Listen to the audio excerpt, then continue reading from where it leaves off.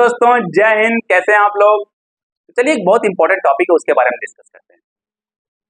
Topic क्या है, आप लोगों को पता है इंडिया और रशिया के बीच में एक एग्रीमेंट साइन हुआ है न्यूक्लियर पावर प्लांट से।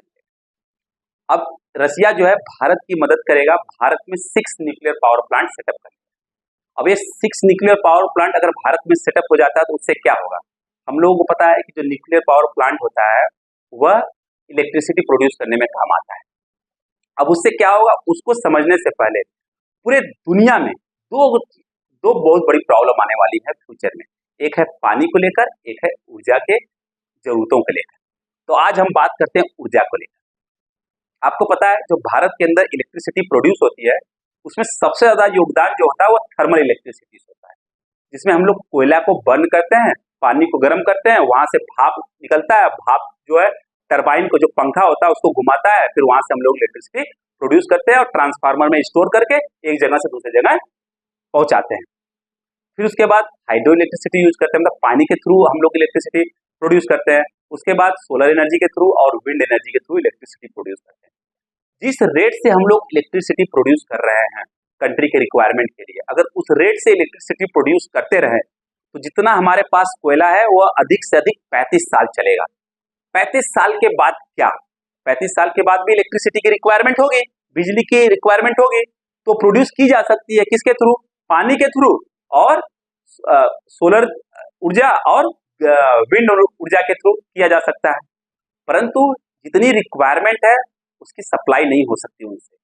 उसकी सप्लाई करने के लिए, उतना सप्लाई करने के लिए न्यूक्लियर पावर प्लांट का सेटअप होना भारत के अंदर बहुत ही जरूरी है, जिस क्षेत्र में इंडिया और रशिया ने एग्रीमेंट किया है।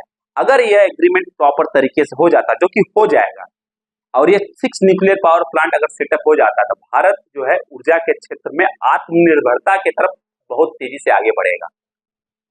क्योंकि आपको पता है कंट्री का डेवलपमेंट हो रहा है, कंट्री की इकोनॉमिक सिचुएशन अच्छी हो रही है, लोगों का इनकम बढ़ रहा है, तो लोगों की जो रिक्वायरमेंट है एनर्जी की वो बढ़ती जाएगी और समय के साथ जो रिक्वायरमेंट बढ़ रही है उसको फुलफिल करना भी बहुत जरूरी है। तो इसलिए जो न्यूक्लियर पावर प्लांट है उसका सेटअप होना भी बहुत जरूरी है। अब ये न्यूक्लियर पावर प्लांट सेटअप होगा, उसका एडवांटेज क्या क्या होगा वो जानना बहुत जरूरी है। सबसे पहली बात, जो न्यूक्लियर एनर्जी होती है, जो परमाणु ऊर्जा होती है, वो क्या होती है, वो स्वच्छ ऊर्जा होती है, साफ ऊर्जा होती है, मतलब क्लीन एनर्जी होती है। अगर इसके थ्रू हम इलेक्ट्रिसिटी प्रोड्यूस करते हैं तो वातावरण में ज्यादा पोल्यूशन नहीं होता है, मतलब ग्रीन हाउस गैस ज्यादा रिलीज नहीं होता है, इसलिए ग्लोबल वार्मिंग कम होगा।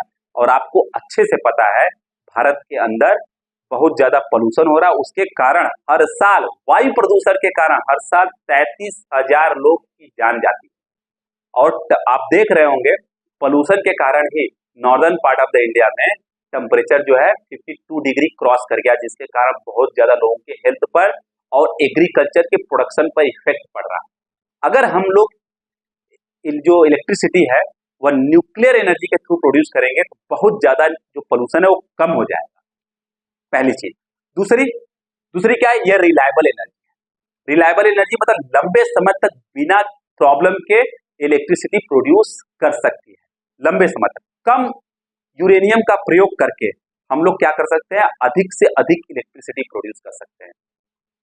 जानते हैं 1 kg यूरेनियम से जितना हम इलेक्ट्रिसिटी प्रोड्यूस करते हैं, उतना अगर इलेक्ट्रिसिटी हमको प्रोड्यूस करना है कोयले से तो 2500 टन जो कोयले को हमको जलाना पड़ेगा। और 1 टन में कितना किलो होता है, 1000 किलो होता है। तो 2500 टन इंटू 1000 कर लीजिए कितना किलो कोयला को बर्न करना पड़ेगा। अगर उतने किलो कोयला हम बर्न करेंगे तो कितना ज्यादा पोल्यूशन होगा।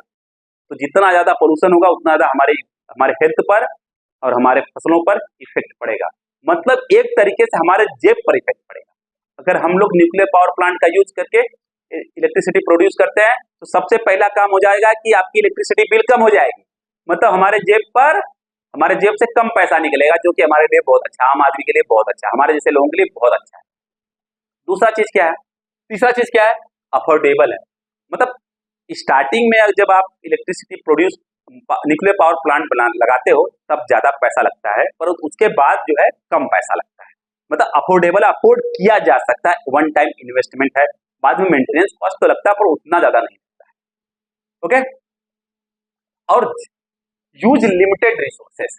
आपको पता है अगर हम लोग इलेक्ट्रिसिटी प्रोड्यूस करते हैं थर्मल पावर प्लांट से तो आपको बहुत ज्यादा लैंड चाहिए होता है, जमीन चाहिए होता है, लगभग 2 से 3 स्क्वायर किलोमीटर चाहिए, तब जाकर आप इलेक्ट्रिसिटी प्लांट बना सकते हैं और इलेक्ट्रिसिटी प्रोड्यूस करते हैं।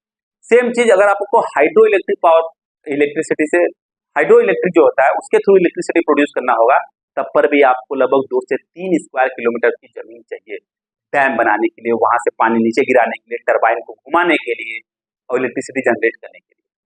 मतलब अधिक से अधिक जमीन देना पड़ेगा आपको, लैंड की जरूरत पड़ेगी, रिसोर्सेज की जरूरत पड़ेगी। और जो न्यूक्लियर पावर प्लांट में उसके लिए उतना जरूरत नहीं है। कम जमीन पर न्यूक्लियर पावर प्लांट को सेटअप करके अधिक मात्रा में हम इलेक्ट्रिसिटी प्रोड्यूस कर सकते हैं, वो भी क्लीन इलेक्ट्रिसिटी। समझ में आ गया? नेक्स्ट क्या है? National security. आपको पता है ऊर्जा जो है एक बहुत ही इंपॉर्टेंट चीज है, ओके, नेशनल सिक्योरिटी के लिए। क्योंकि अगर इलेक्ट्रिसिटी नहीं आता है गांव में भी, आजकल तो गांव में अगर इलेक्ट्रिसिटी नहीं आता है तो परेशानी बहुत ज्यादा हो जाती है। पूरी इकोनॉमी इलेक्ट्रिसिटी पे डिपेंडेंट है। अभी हम वीडियो रिकॉर्ड कर रहे हैं, अगर इलेक्ट्रिसिटी नहीं रहेगा तो हम मोबाइल चार्ज कैसे करेंगे, कैमरा को चार्ज कैसे करेंगे, इस माइक को चार्ज कैसे करेंगे? आप समझिए, इमेजिन तो करिए, अगर इलेक्ट्रिसिटी नहीं रहेगी तो पूरी जो नेशनल सिक्योरिटी है वो खतरे में आ जाएगी। तो नेशनल सिक्योरिटी के लिए बहुत जरूरी है कि हम लोग इलेक्ट्रिसिटी प्रोड्यूस करें न्यूक्लियर पावर प्लांट को सेटअप करके, जो कि बहुत जरूरी है। ये तो हो गया एडवांटेज। डिसएडवांटेज क्या क्या है? डिसएडवांटेज तो है, जैसे मान लीजिए अगर हम न्यूक्लियर पावर प्लांट को सेटअप करना चाहते हैं तो पहले तो पैसा खर्चा करना पड़ेगा, अच्छे से बहुत ज्यादा पैसा खर्चा करना पड़ेगा, ये एक डिसएडवांटेज है। परंतु बाद में तो उसका एडवांटेज ही एडवांटेज है, तो इस डिसएडवांटेज को हम लोग निगलेक्ट कर सकते हैं। दूसरा क्या है? वेस्ट। हाँ, यह है खतरनाक चीज। जो हम लोग न्यूक्लियर पावर प्लांट में क्या यूज करते हैं? यूरेनियम यूज करते हैं, थोरियम यूज करते हैं, ये सब यूज करते हैं, जो कि बहुत खतरनाक होता है। जो उसका वेस्ट है वो बहुत खतरनाक होता है पूरे वातावरण के लिए। परंतु जिस हिसाब से मॉडर्न टेक्नोलॉजी है, अगर उसको प्रॉपर तरीके से प्रयोग किया जाए तो इसको भी आराम से हम लोग डिस्पोज कर सकते हैं, जैसा कि हम लोग कुंडनकुलम न्यूक्लियर पावर प्लांट में कर रहे हैं, जो तमिलनाडु में सेटअप किया गया और रसिया की मदद से सेटअप किया गया है। वहां पे 6 न्यूक्लियर रिएक्टर है। एक न्यूक्लियर पावर प्लांट के अंदर 6 न्यूक्लियर रिएक्टर हैं, जिसमें 2 काम करता है। हर न्यूक्लियर रिएक्टर की जो क्षमता होती है वह 1000 मेगावाट की है कुंडनकुलम में। टोटल भारत के अंदर इस समय जो एक्टिव न्यूक्लियर पावर प्लांट है वो 7 हैं, जिसमें से 22 न्यूक्लियर रिएक्टर जो है वो काम कर रहे हैं। समझ में आ गया?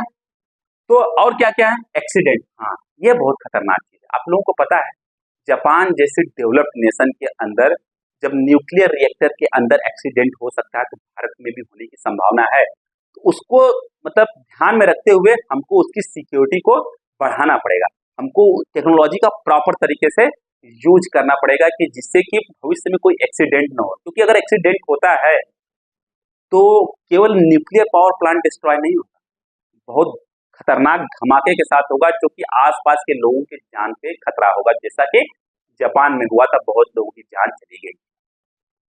और इस जो 6 न्यूक्लियर पावर प्लांट है उसके साथ साथ रसिया ने इंडिया को फ्लोटिंग न्यूक्लियर पावर प्लांट भी ऑफर किया है। हम ऑलरेडी इस पर वीडियो बना चुके हैं फ्लोटिंग न्यूक्लियर पावर प्लांट पर, हम लिंक में डिस्क्रिप्शन में लिंक इसका डाल देंगे, आप लोग प्लीज देख लीजिएगा तो आप लोगों को अच्छे से समझ में आ जाएगा। इससे होगा क्या, आप लोगों को पता है जो इंडिया का कोस्ट लाइन है लगभग मोर देन 7500 किलोमीटर का कोस्ट लाइन है, मतलब बहुत ज्यादा लंबा कोस्ट लाइन है। यहाँ पे हमारे लिए जो फ्लोटिंग न्यूक्लियर पावर प्लांट है, जो तैरता हुआ न्यूक्लियर पावर प्लांट है, बहुत ही रिलायबल होगा, बहुत ही अफोर्डेबल होगा, जो कि बहुत ही इकोनॉमिकली बेनिफिशियल होगा भारत के लिए। तो हो सकता है कि भविष्य में हम लोग देखेंगे कि इंडिया और रसिया के बीच एग्रीमेंट साइन हो गया, क्योंकि जिस हिसाब से मोदी जी देख रहे थे उस न्यूक्लियर पावर प्लांट को, फ्लोटिंग न्यूक्लियर पावर प्लांट को, हम लोग देख सकते हैं, सुन सकते हैं कि भविष्य में ऐसा हुआ है। जब भविष्य में होगा तो हम उसके बारे में बात डेफिनेटली करेंगे। ओके, तो आज के लिए बस इतना ही। जाने से पहले अगर आपको वीडियो पसंद आए, लेक्चर पसंद आए तो इसको लाइक शेयर सब्सक्राइब जरूर करिएगा और बेल आइकन दबाना बिल्कुल मत भूलिएगा, और उसको नोट डाउन आप लोग वीडियो को पॉज करके कर लीजिएगा। Okay, bye bye, take care.